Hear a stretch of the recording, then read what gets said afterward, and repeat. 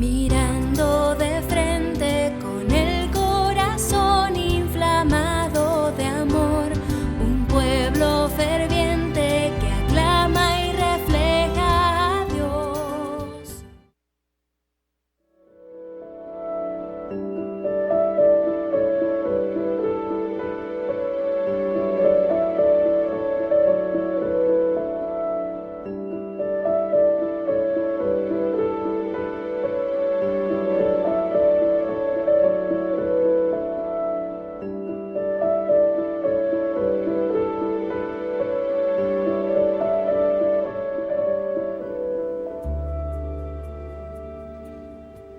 ¿Qué tal, queridos amigos? Sean ustedes bienvenidos a su programa Fe y Razón, aquí en María Visión.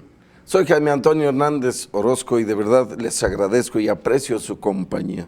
En la que estamos tratando los 36 doctores de la Iglesia. Pero antes de eso, los invitamos a participar en nuestra trivia, comenzando con las respuestas a nuestras dos preguntas anteriores. Primera de las cuales, ¿dónde dice la Biblia: el que permanece en la doctrina, ese posee al Padre y al Hijo? Si alguno viene a ustedes y no es portador de esta doctrina, no le reciban en casa ni le saluden, pues el que le saluda se hace solidario de sus malas obras.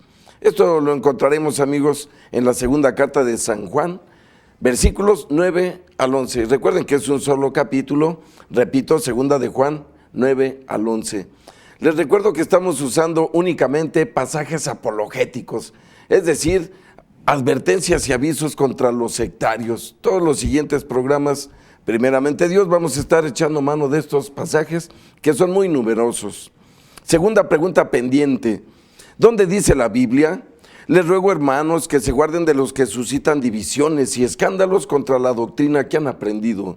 Apártense de ellos, pues esos tales no sirven a nuestro Señor Jesucristo, sino a sus propios vientres, y por medio de suaves palabras y lisonjas, seducen los corazones de los sencillos. Esto lo encontramos en Romanos capítulo 16, versículos 17 al 18. Las dos preguntas para el día de hoy, amigos, atentos, tengan a la mano lápiz, papel y su Biblia para que participen. ¿Dónde dice la Biblia? Si alguno les dice: miren, el Cristo está aquí o allí, no lo crean, porque surgirán falsos cristos y falsos profetas, que harán grandes señales y prodigios, capaces de engañar, si fuera posible, a los mismos elegidos. Miren que se los he predicho. ¿Dónde dice esto la Biblia? Que es el pasaje que abre la puerta a todos los demás pasajes en contra de la división y el sectarismo. Repito, si alguno les dice: miren, el Cristo está aquí o allí, no lo crean, porque surgirán falsos cristos y falsos profetas, que harán grandes señales y prodigios, capaces de engañar, si fuera posible, a los mismos elegidos. Miren que se los he predicho. Y última pregunta para el día de hoy, amigos: ¿dónde dice la Biblia? Los conjuro, hermanos, por el nombre de nuestro Señor Jesucristo, a que tengan todos un mismo hablar y no haya entre ustedes divisiones. Antes bien, estén unidos en una misma mentalidad y un mismo juicio. ¿Dónde habla la Biblia de esto, amigos? Participen, escríbanos. Repito, los conjuro, hermanos, por el nombre de nuestro Señor Jesucristo, a que tengan todos un mismo hablar y no haya entre ustedes divisiones. Antes bien, estén unidos en una misma mentalidad y un mismo juicio. Llámenos, participen. Nuestro correo feyrazon@mariavision.com. Pero vayamos a nuestro doctor del día de hoy. Todos son luminosos y grandiosos, pero el de hoy, de verdad, que es un personaje muy atractivo. Y hablamos de San Juan de la Cruz. El querido Papa Emérito Benedicto XVI nos presenta a San Juan de la Cruz. Y nos dice: en días pasados presenté a la figura de la gran mística española, Teresa de Jesús. Hoy quiero hablar de otro importante santo de aquella tierra, amigo y compañero espiritual de Santa Teresa, reformador junto a ella de la familia religiosa carmelita, San Juan de la Cruz, proclamado doctor de la Iglesia por el Papa Pío XI en 1926 y llamado doctor mysticus o doctor místico en la tradición. Juan de la Cruz nació en 1542 en el pequeño pueblo de Fontiveros, cerca de Ávila, en Castilla la Vieja, de Gonzalo de Yepes y Catalina Álvarez. La familia era muy pobre porque al padre de noble origen toledana le habían echado de casa y desheredado por haberse casado con Catalina, una humilde tejedora de seda. Huérfano de padre en tierna edad, Juan a los 9 años se trasladó con su madre y su hermano Francisco a Medina del Campo, cerca de Valladolid, centro comercial y cultural. Allí frecuentó el Colegio de los Doctrinos, desempeñando también algunos humildes trabajos para las hermanas de la iglesia, convento de la Magdalena. Sucesivamente, dadas sus cualidades humanas y sus resultados en los estudios, fue admitido primero como enfermero en el Hospital de la Concepción, después en el Colegio de los Jesuitas, que se acababa de fundar en Medina del Campo. Aquí, Juan entró con 18 años y estudió durante 3 años humanidades, retórica y lenguas clásicas. Al final de la formación, tenía muy clara su vocación, la vida religiosa, y entre las numerosas órdenes presentes en Medina, se sintió llamado al Carmelo. En el verano de 1563, inició el noviciado en los carmelitas de la ciudad, asumiendo el nombre religioso de Juan de San Matías. Al año siguiente fue destinado a la prestigiosa Universidad de Salamanca, donde estudió durante un trienio artes y filosofía. En 1567 fue ordenado sacerdote y regresó a Medina del Campo para celebrar su primera misa, rodeado del afecto de sus familiares. Precisamente aquí tuvo lugar el primer encuentro entre Juan y Teresa de Jesús. El encuentro fue decisivo para ambos. Teresa le expuso su plan de reforma del Carmelo, también en la rama masculina de la orden, y propuso a Juan que se adhiriera para mayor gloria de Dios. El joven sacerdote quedó fascinado por las ideas de Teresa, tanto que se convirtió en un gran defensor del proyecto. Los dos trabajaron juntos algunos meses, compartiendo ideales y propuestas para inaugurar lo antes posible la primera casa de carmelitas descalzos. La apertura tuvo lugar el 28 de diciembre de 1568 en Duruelo, un lugar solitario de la provincia de Ávila. Formaban esta primera comunidad masculina reformada, junto a Juan, otros 3 compañeros. Al renovar su profesión religiosa, según la regla primitiva, los 4 adoptaron un nuevo nombre. Juan se llamó entonces de la Cruz, como será universalmente conocido más tarde. A finales de 1572, a petición de Santa Teresa, se convirtió en confesor y vicario del monasterio de la Encarnación de Ávila, donde la santa era priora. Fueron años de estrecha colaboración y amistad espiritual que enriqueció a ambos. Asimismo, se remontan a aquel periodo las obras teresianas más importantes y los primeros escritos de San Juan. La adhesión a la reforma del Carmelo no fue fácil, y a Juan le costó también graves sufrimientos. El episodio más traumático fue en 1577, su secuestro y encarcelación en el convento de los Carmelitas de la Antigua Observación en Toledo, a causa de una acusación injusta. El santo permaneció encarcelado durante meses, sometido a privaciones y constricciones físicas y morales. Allí compuso, sin embargo, junto a otras poesías, el célebre Cántico Espiritual. Finalmente, en la noche entre el 16 y el 17 de agosto de 1578, logró escapar de modo aventurado, refugiándose en el monasterio de las Carmelitas Descalzas de la ciudad. Santa Teresa y los compañeros reformados celebraron con inmensa alegría su libertad.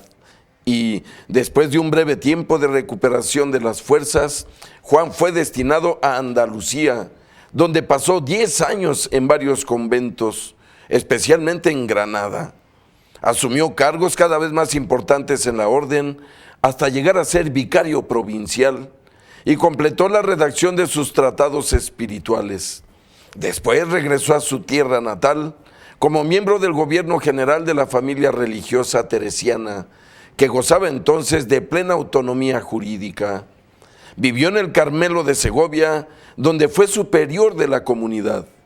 En 1591 fue eximido de toda responsabilidad y destinado a la nueva provincia religiosa de México. Mientras se preparaba para el largo viaje con otros 10 compañeros, se retiró a un convento solitario cerca de Jaén, donde enfermó gravemente. Juan afrontó con ejemplar serenidad y paciencia enormes sufrimientos. Murió la noche del 13 al 14 de diciembre de 1591, mientras los hermanos rezaban el oficio matutino. Se despidió de ellos diciendo: «Hoy voy a cantar el oficio en el cielo». Sus restos mortales fueron trasladados a Segovia. Fue beatificado por Clemente X en 1675 y canonizado por Benedicto XIII en 1726. Juan está considerado como uno de los poetas líricos más importantes de la literatura española. Sus mayores obras son 4: La subida al Monte Carmelo, La noche oscura, El cántico espiritual y La llama de amor viva.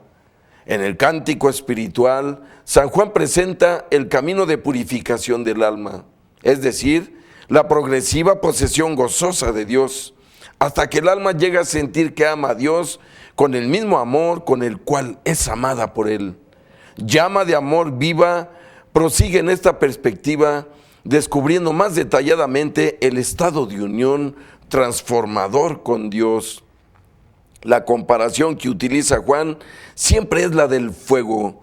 Igual que el fuego, que cuanto más arde y consume la madera, más incandescente se hace hasta convertirse en llama. Así el Espíritu Santo, que durante la noche oscura purifica y limpia el alma con el tiempo, y la ilumina y la calienta, y la deja entrever la gloria de la unión con Dios en la eternidad. La subida al Monte Carmelo presenta el itinerario espiritual desde el punto de vista de la purificación progresiva del alma, necesaria para escalar la cima de la perfección cristiana, simbolizada por la cima del Monte Carmelo. Esta purificación se propone como un camino que el hombre emprende, colaborando con la acción divina, para liberar el alma de todo apego o afecto contrario a la voluntad de Dios. La purificación, según San Juan de la Cruz, que para llegar a la unión de amor con Dios debe ser total, comienza por la de la vida de los sentidos y prosigue con la que se obtiene por medio de las 3 virtudes teologales: la fe, la esperanza y la caridad, que purifican la intención, la memoria y la voluntad. En la noche oscura, San Juan describe el aspecto pasivo, o sea, la intervención de Dios en el proceso de purificación del alma. De hecho, el esfuerzo humano por sí solo es incapaz de llegar a las raíces profundas de las inclinaciones y de las malas costumbres de la persona. Solo las puede frenar, pero no extirpar completamente. Para hacerlo, es necesaria la acción especial de Dios, que purifica radicalmente el espíritu y lo dispone a la unión de amor con Él. San Juan de la Cruz define pasiva esa purificación precisamente porque, aunque es aceptada por el alma, la realiza la acción misteriosa del Espíritu Santo que, como llama de fuego, consume toda impureza. En este estado, el alma está sometida a todo tipo de pruebas, como si se encontrara en una noche oscura. Estas indicaciones sobre las obras principales del santo nos ayudan a acercarnos a los puntos más destacados de su vasta y profunda doctrina mística, cuyo objetivo es escribir un camino seguro para alcanzar la santidad, el estado de perfección al cual Dios nos llama a todos. Según Juan de la Cruz, todo lo que existe creado por Dios es bueno. A través de sus criaturas, nosotros podemos descubrir aquel que en ellas ha dejado una huella de sí mismo. La fe, en cualquier caso, es la única fuente que se le da al hombre para conocer a Dios tal como es en sí mismo, como Dios uno y trino. Todo lo que Dios quería comunicar al hombre lo ha dicho en Jesucristo, decía San Juan, su palabra hecha carne. Él es el único y definitivo camino al Padre. Cualquier cosa creada no es nada en comparación con Dios y nada vale la pena fuera de Él. En consecuencia, para alcanzar el temor perfecto de Dios, cualquier otro amor debe conformarse en Cristo al amor divino. De aquí deriva la insistencia de San Juan de la Cruz en la necesidad de la purificación y del vaciamiento interior para transformarse en Dios, que es la meta única de la perfección. Esta purificación no consiste en la simple carencia física de las cosas o de su uso, dice San Juan de la Cruz. Lo que hace al alma pura y libre, en cambio, es el eliminar toda dependencia desordenada de las cosas. Hay que situar todo en Dios como centro y fin de la vida. El largo y fatigoso proceso de purificación exige el esfuerzo personal, pero el verdadero protagonista es Dios. Todo lo que el hombre puede hacer es estar dispuesto, estar abierto a la acción divina y no ponerle obstáculos. Viviendo las virtudes teologales, dice San Juan de la Cruz, el hombre se eleva y da valor al propio compromiso. El ritmo de crecimiento de la fe de la esperanza y de la caridad, va al paso con la obra de purificación y con la progresiva unión con Dios hasta transformarse en Él. Cuando se llega a esta meta, el alma se sumerge en la misma vida trinitaria, de modo que San Juan afirma que llega a amar a Dios con el mismo amor con el que Él la ama, porque la ama en el Espíritu Santo. Por este motivo, el doctor místico sostiene que no existe verdadera unión de amor con Dios, sino culmina en la unión trinitaria. En este estado supremo, al alma santa conoce todo en Dios y ya no sabe pasar a través de las criaturas para llegar a Él. El alma se siente entonces inundada por el amor divino y se alegra completamente en Él. Queridos hermanos y hermanas, dice Benedicto sobre San Juan de la Cruz, al final queda la pregunta: ¿este santo con su alta mística, con este arduo camino hacia la cima de la perfección, tiene algo que decirnos también a nosotros, al cristiano normal que vive en las circunstancias de esta vida de hoy? ¿O es un ejemplo, un modelo solo para pocas almas elegidas que pueden realmente emprender este camino de la purificación de la subida mística? Para encontrar la respuesta, dice Benedicto XVI, debemos ante todo tener presente que la vida de San Juan de la Cruz no fue un volar en nubes místicas, sino que fue una vida muy dura, muy práctica y concreta, tanto como reformador de la orden, donde encontró muchas oposiciones, como superior provincial, como en la cárcel de sus hermanos, donde estaba expuesto a insultos increíbles y maltratos físicos. Fue una vida dura, pero precisamente en los meses que pasó en la cárcel, escribió una de sus obras más hermosas. Y así podemos entender que el camino con Cristo, ir con Cristo, el camino no es un peso añadido al ya suficientemente duro de toda la vida diaria. No es algo que haga más pesada esta carga, sino que es una cosa totalmente distinta. Es una luz, una fuerza que nos ayuda a llevar este peso. Si un hombre lleva dentro de sí un gran amor, este amor le da casi alas y soporta más fácilmente todas las molestias de la vida porque lleva en sí esta gran luz. Esta es la fe, ser amado por Dios y dejarse amar por Dios en Jesucristo. Este dejarse amar es la luz que nos ayuda a llevar el peso de cada día. Y la santidad no es una obra nuestra muy difícil, sino precisamente esta apertura. Abrir las ventanas de nuestra alma para que la luz de Dios pueda entrar. No olvidar a Dios, porque precisamente en la apertura a su luz se encuentra toda la fuerza, se encuentra la alegría de los redimidos. Oremos al Señor para que nos ayude a encontrar esta santidad y dejarse amar por Dios, que es la vocación de todos y la verdadera redención, nos dice Benedicto XVI sobre San Juan de la Cruz. Este San Juan de la Cruz, que murió en Úbeda, en Jaén, el 14 de diciembre de 1591. Como dijimos, fue un religioso y poeta místico del Renacimiento español. Fue reformador de la Orden de los Carmelitas y cofundador de la Orden de Carmelitas Descalzos con Santa Teresa de Jesús. Desde 1952 es el patrono de los poetas en lengua española. Nació, como ya dijimos, en Fontiveros, cerca de Ávila. Fue hijo de un tejedor toledano de mantillas finas llamado Gonzalo de Yepes y de Catalina Álvarez. Tenía dos hermanos mayores llamados Francisco y Luis. Don Gonzalo murió cuando San Juan tenía apenas 4 años, lo que dejó a la familia en una difícil y precaria situación. Su hermano Luis murió 2 años después, quizá por la mala alimentación. Doña Catalina y sus 2 hijos restantes, Francisco y el propio Juan, sufren entonces una acuciante pobreza, por lo que se ven obligados a trasladarse primero a Arévalo, donde viven durante 4 años, y en 1551, cuando él tenía 9 años, a Medina del Campo. La tradición achacaba estas penalidades pasadas que Juan fuera un hombre de escasa corpulencia, bastante bajo de estatura, tanto que Santa Teresa de Jesús lo llamara mi medio fraile de broma. Se llevaban así, con amor.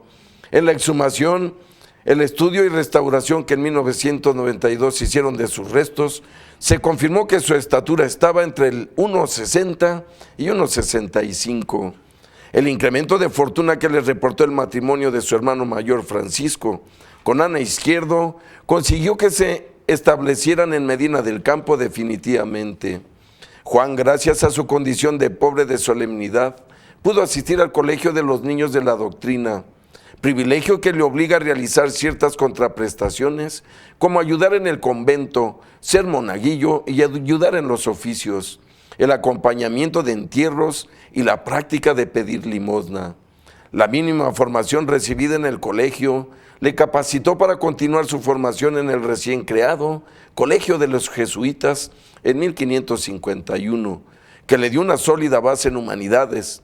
Como alumno externo y a tiempo parcial, debía compaginar sus estudios con un trabajo de asistencia en el hospital de Nuestra Señora de la Concepción de Medina del Campo, especializado en la curación de enfermedades venéreas.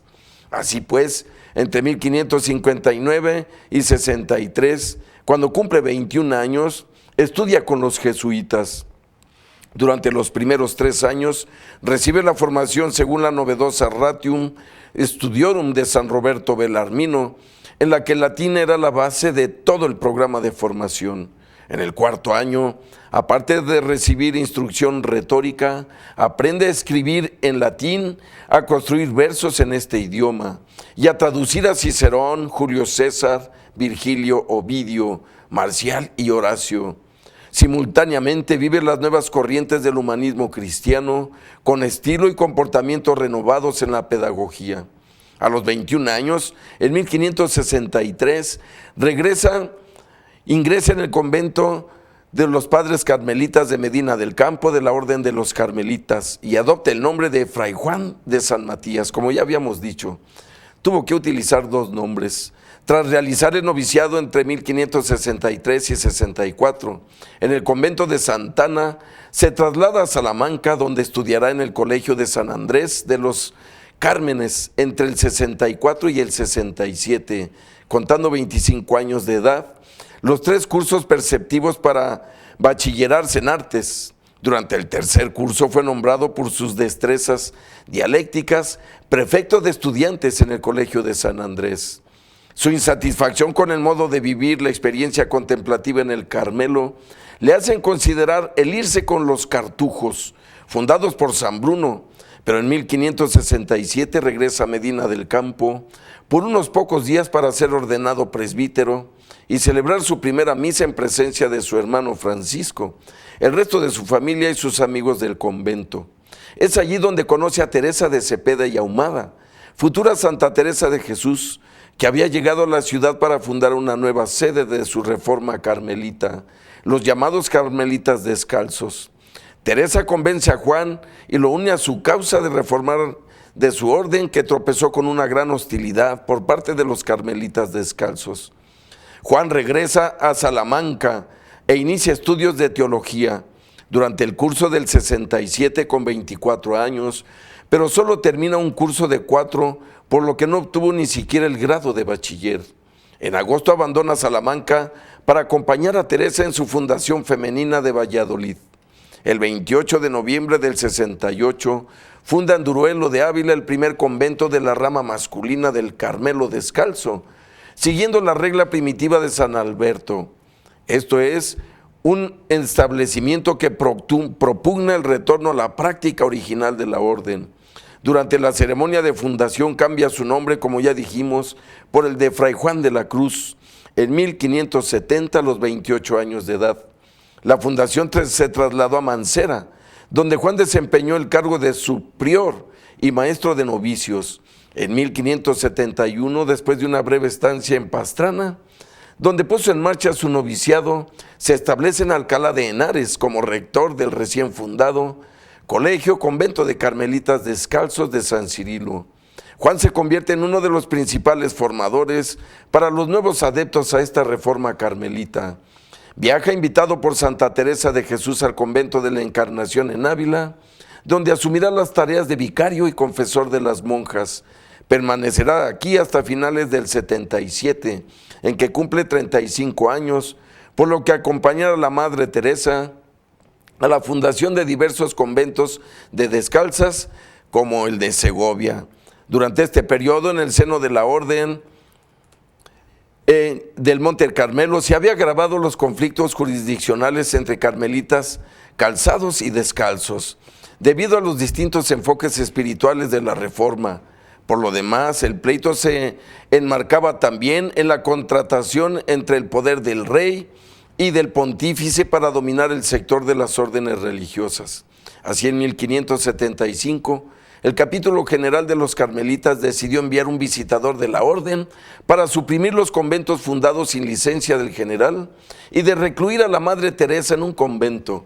Finalmente, en 1580, el Carmelo Descalzo se erige en provincia exenta y en 1588 es reconocida como orden.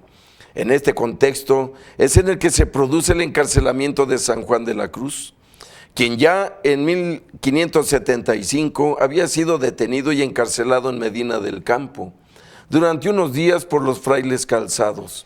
La noche del 3 de diciembre, Juan de la Cruz es nuevamente apresado y trasladado al convento de frailes carmelitas de Toledo, donde es obligado a comparecer ante un tribunal de frailes calzados para retractarse de la reforma teresiana.